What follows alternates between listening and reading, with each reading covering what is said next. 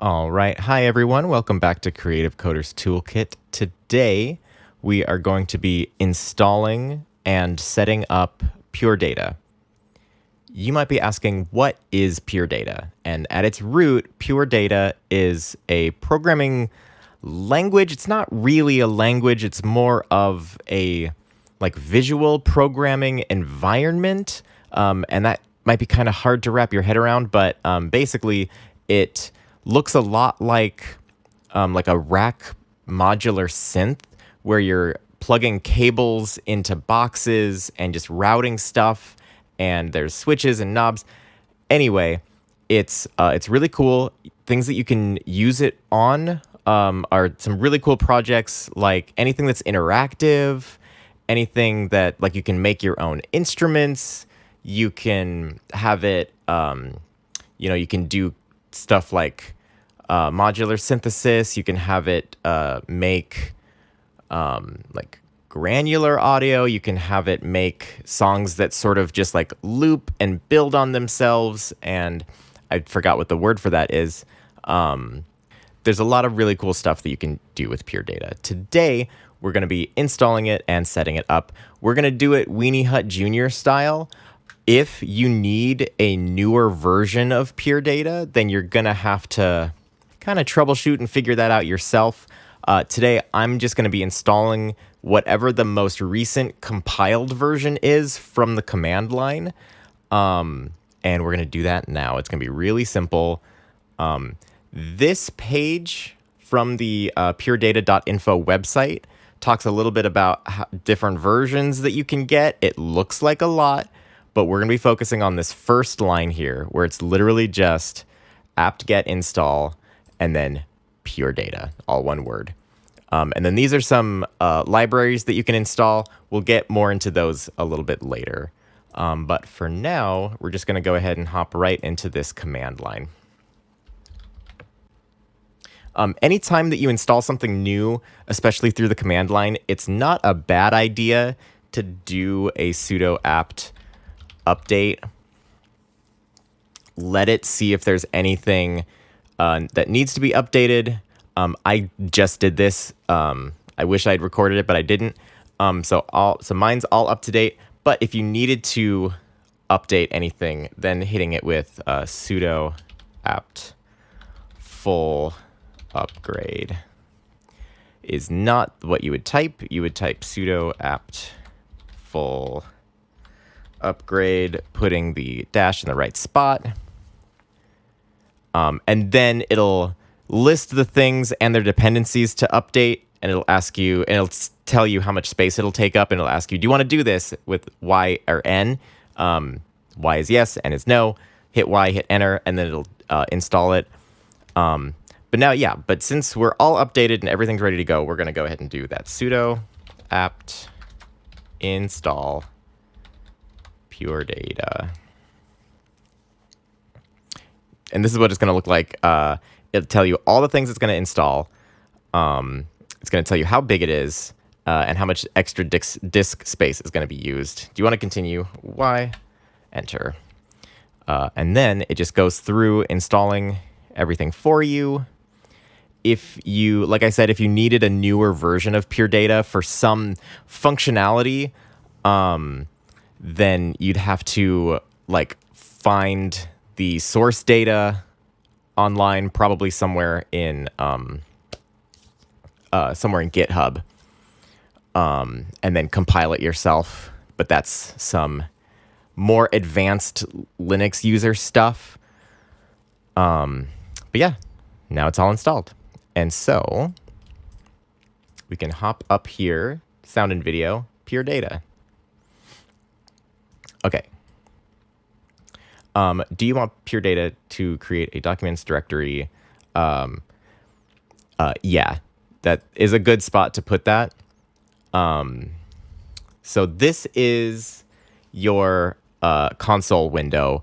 Any errors that you get will show up here. Anything that you import or start up will show up here. This is just if you've got a problem, if something's not working, this is the first place to go and look and see if it's throwing you an error.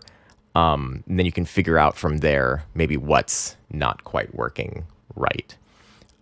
Let's go look at that folder that just got created. So here is your home base, and a Raspberry Pi is just home Pi, documents, and then PD. This is the folder that we just said was a good spot to put this. You can make this folder anywhere you want. It's just a matter of your own personal preference, how you like to organize your stuff. We can close that. Okay. And then let's look at what a new Pure Data window looks like. And it just looks like this. It's not very pretty. It's not very interesting. A single Pure Data object looks like that. This is the box. You type words into it. For example, we can do DAC. And then it's this box. These little black squares on the top, those are your inlets. Let's make ADC. Any black boxes on the bottom, those are outlets from the box. And so you make sketches by going from left out, usually left out. There's certain formats that different things use. And if you make your own objects here, you can choose your own layout. It's just most common that things go out to the left and in through the left. That's your hot inlet. And then over here on the right is usually your cold inlet. We'll get more into that later and why that's important. For now, let's go ahead and set up some settings. So we can exit out of here. No, we don't need to save that. So if we go to File, Preferences, Path, these are the folders that Pure Data will look to when it launches, just to make sure that it's pulling all of the externals and abstractions and stuff that you have. We'll be adding to this later. Right now, we're going to go ahead and go to our audio settings. We've got a sample rate here. Some of this stuff really doesn't need to be changed right away. If you don't know what it means or why you would want to change it, if you were using other components that you knew were running at a different sample rate, then obviously match everything up. But otherwise, there's no reason for you to be like changing stuff that you don't need to be changing. Input device, output device. The Raspberry Pi internally actually doesn't have a built-in input device. So this is sort of lying here. It's highly recommended for you to have a USB interface. Not only will you get better sound quality, but you'll get better stability, and you'll be able to push this number lower, which basically just controls the amount of latency that you have. Latency is the amount of time between like an input and an output. So if you've ever had like a really slow TV, and like you're playing a game and you like move the control stick and then your character starts to move like way too late, it feels bad, but that's the idea of latency. And you want to try to get that number, that delay number down as much as possible while still having Pure Data be stable and not clicking and popping and introducing all kinds of problems. Using a USB audio interface, basically any kind, like some are better, some have lower built-in latency, and some can run more efficiently. But any USB interface is going to let you get that delay number way down versus any like internal audio that the Raspberry Pi is able to do. For now, anything that we're going to be doing is pretty simple, and we can just use the HDMI audio out. In the future, I'm going to be introducing a USB audio interface, and we'll be able to do some more cool stuff with that. But for now, these are all of our settings. When you come in and if you change any of these things, save all settings. And that way, when you close and then reopen Pure Data, it'll remember what you did, and then apply, and then OK. And you'll get this error because the Raspberry Pi doesn't have an input on that HDMI because it's an output. It just says that. So let's go ahead and install our first external. And my favorite external, which adds a ton of functionality and a ton of really cool objects, is called Cyclone. And Cyclone is a library. It's an externals library that adds a ton of objects from another program called Max, MSP, which is a very similar program that's very expensive. And like there's a lot of functionality that Max has that Pure Data just doesn't have built in. And Cyclone helps to sort of bridge that gap just a little bit. Obviously, Max is going to be way more powerful. It looks really nice. The interface is beautiful. But yeah, I kind of prefer making stuff in Pure Data just because it feels like hacky. But if you have a really sophisticated project and if you really need the kinds of objects that Max just has built in, like you'll make your life miserable trying to get something really, really complicated to work in Pure Data that would be so easy in Max. Like you could make a huge sketch in Pure Data just to get like the functionality of one object that's just built into Max. But like I said, I like Pure Data. It feels hacky. And the kind of stuff that I usually make is not so sophisticated that I can't do it in Pure Data. And I kind of prefer the bashing my head against the wall approach of getting really cool stuff to work. But like I said, Cyclone adds a lot of just basic objects from Max. And so it just adds that little bit of extra amount that you can do with Pure Data. We are going to hop back into our paths here. And we're going to say new. We're going to go into Documents, PD, Externals, and Cyclone. And hit OK. So now Pure Data should automatically load our Cyclone library right from the first time it launches. So we're going to hit Apply and OK. And Preferences Startup. And we're going to also add Cyclone to our startup here. And this should just know to do that. And so we're going to go ahead and quit. And then when we relaunch it, Cyclone can't load library. Cute.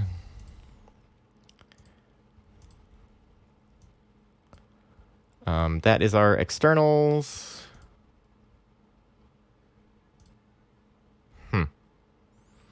You know, this might be one of those silly things where I capitalized the C and it wants to see lowercase. Let's try that.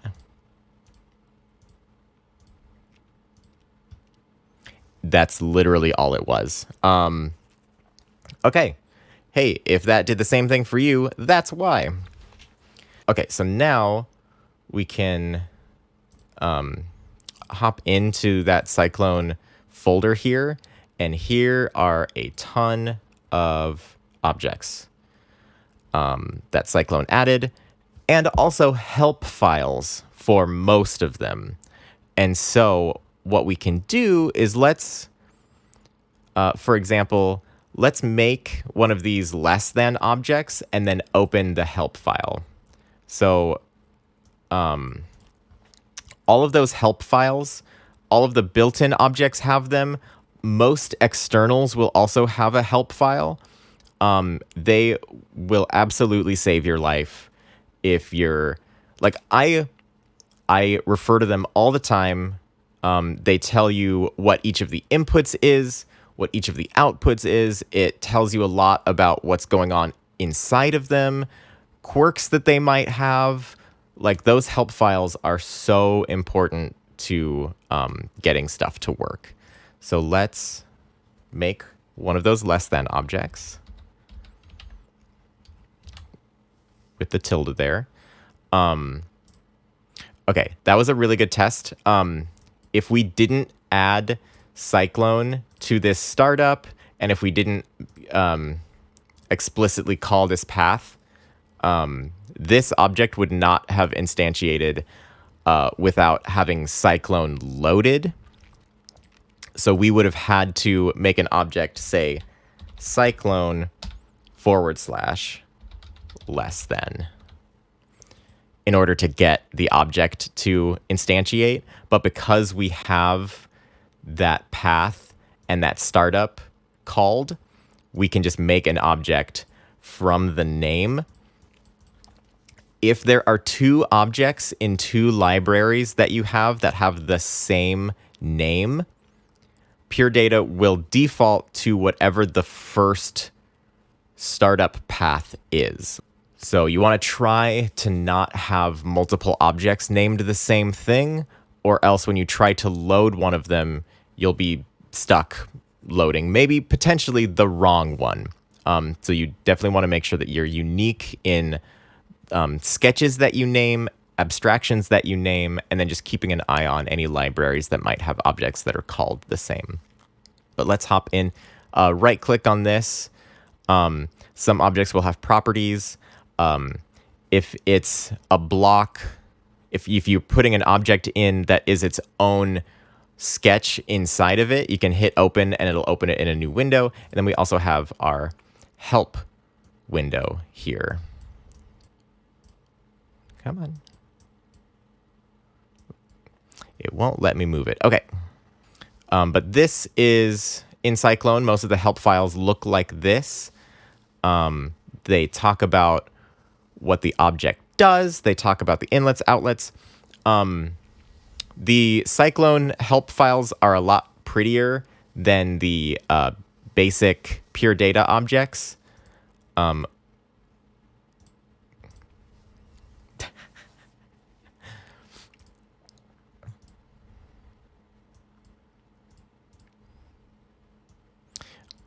me make just a regular Pure Data object, and then we'll look at the help file for that.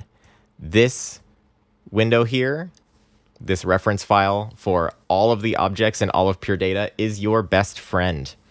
It lists what it looks like, what name it is, and then what it does, or a basic description of what it does.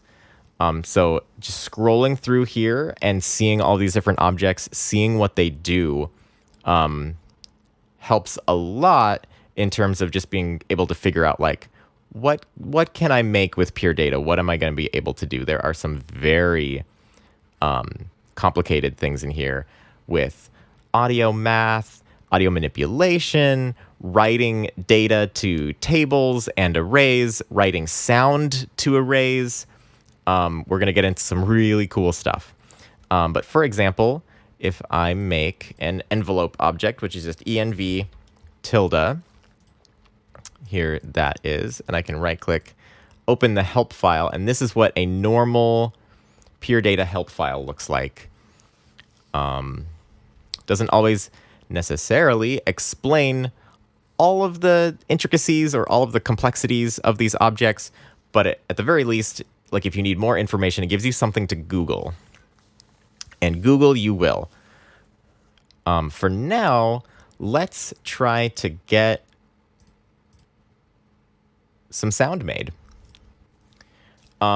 When working in Pure Data, and especially when working with objects that make sound, it is my recommendation that you keep your volume sliders low, and even potentially keep your speakers off and headphones off of your head, because if something goes straight through to your DAC, your digital to analog converter, and it's really, really loud, like, accidents happen. Sometimes you send like full volume, like unbelievably clipped full volume straight to your sound card, and then it goes straight to your ears, or straight to your speakers, and it makes so much noise. So a really good rule of thumb is to have your like headphones off of your head, have your speakers off, and have your volume knobs turned down until you're ready to start testing. Because you never know when you're going to start getting sound. It's like you hook up one thing that you weren't expecting to let sound come through your system, and then it just blam, and it's happened to everyone. It'll happen to you. But there's things that you can do to try to save your ears, save your speakers, and not have that hurt quite so bad. But let's try to make some sound. So we're going to put a new object, and I'm pretty sure that Cyclone has an object called pink. And I was right. Pink is a pink noise generator. You've probably heard of white noise generators. The idea is that white noise is every single frequency playing at the same amplitude evenly. And so what you hear is just like it's very, it's just static. It's very harsh, and it's mostly high end because those are the frequencies that require less power to bring up to a certain hearable volume. And we're getting into like sound engineering, and I don't want to go too deep into that. Pink noise is different from white noise in that instead of all of the frequencies being given the same amplitude, all of the frequencies are given the amplitude required to bring them all up to the same volume level. And I know that I'm using wrong terminology, and people correct me in the comments, but the concept of pink noise is that you hear all of the frequencies evenly because they've all been given an appropriate weighted amount of power so that they all come out evenly. And so what you get is this really beautiful, balanced sound. Don't take my word for it. Let's try them both. So we've got pink, and then the other object for white noise is just called noise. We can also make a DAC, which is our, like I said, our digital to analog converter. The opposite of that is our ADC, or analog to digital converter. That's our input, and then this is our output. And so, good rule of thumb while you're testing out objects like this, I only need one, is to like instead of amplifying sound, we're going to reduce sound. And so we're going to do our multiplication sign and then a tilde. So I've done a lot of tildes here. Every object here has a tilde, and that just means that it's the difference between like a normal object, for example. So this is a normal object, no tilde. It's just doing things when you click on it or when it gets information sent through it. Anything with a tilde is happening and calculating at audio rate.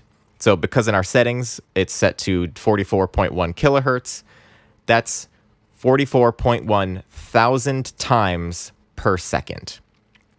It's calculating something, or it's sampling something, or it's doing something. And so any object that has this tilde is operating at that audio sample rate, which is very fast. This bang is just happening when I click on it, tilde's audio rate. That's all that means. So this multiplication tilde object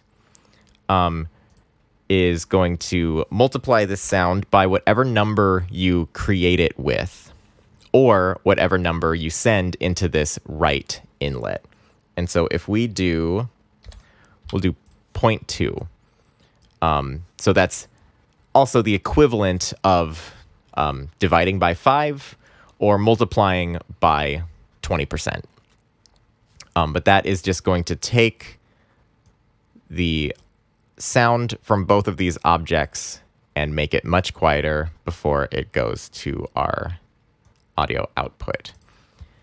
other thing, so now this is all set up. As soon as I turn on our DSP, our digital signal processing, we're going to get sound out of this. Keeping that off while you're plugging things in, also one of those things that you can do to help protect your ears from potentially blowing out with something really, really loud. These objects are outputting sound at an unbelievable volume. Like mastered CD level volume. But it sounds way louder than that because it's just straight frequencies. Like, it's the type of sound that, I don't know what I'm trying to say. It's just really loud. Be careful doing this at home. And that's why I've also like reduced the volume by so much before having it hit our audio output. So let's see if we get pink noise. We are having an input error. So if we go to audio settings, if we turn off that input, that did it. Okay, so that was a good troubleshooting. Going into audio settings, turning off this fake input device because it doesn't exist. There are no channels of it. Just turn it off and then it'll work. Okay, so now we're getting pink noise. If we delete that, it's just the delete button. Now we're no longer getting sound. And then, so that was pink noise. Now let's get some white noise. And you can probably really hear the difference.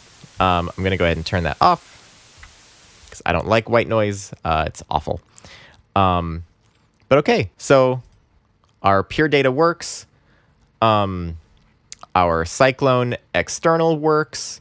We're getting sound. Do not need to save that.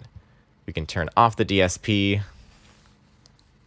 But yeah, so if you've followed along at home, now hopefully you also have a functioning pure data install with an external that auto loads itself on startup. And this hopefully should all be working. Even if you don't have a USB audio interface, there's still a lot of projects that we can do without having an audio input.